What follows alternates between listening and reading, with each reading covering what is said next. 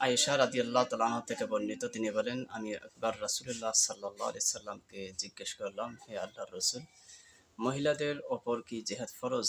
তিনি সাল্লাল্লাহু আলাইহি সাল্লাম বললেন, হ্যাঁ, তাদের ওপর এমন জিহাদ ফরজ যাতে সশস্ত্র যুদ্ধ নেই, আর তা হলো হজ ও ওমরা। ইবনে মাজাহ।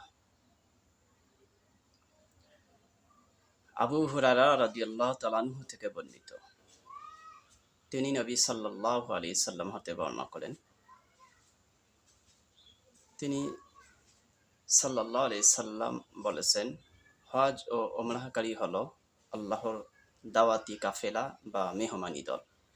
অতএব তারা যদি আল্লাহর কাছে দোয়া করেন, তিনি তা কবুল করেন, আর যদি তারা আল্লাহর কাছে ক্ষমা চান, তিনি তাদেরকে ক্ষমা করে দেন। ইবনে মাজাহ।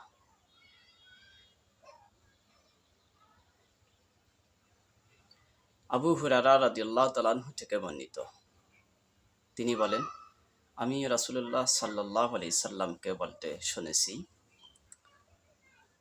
তিনি বলেছেন, আল্লাহর প্রতিনিধি বা মেহমান হলো তিন ব্যক্তি: গাজী, ইসলামের জন্য সশস্ত্র যুদ্ধে অংশগ্রহণকারী; হাজি ও উমরা পালনকারী। নাসাই ও বাইহাকি।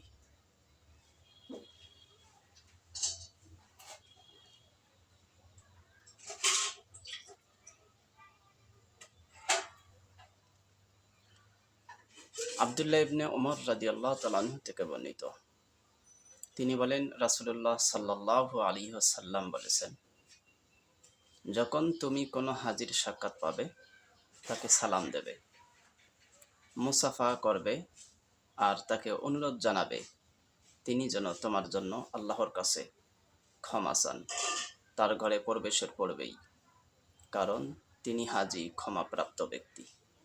আহমদ।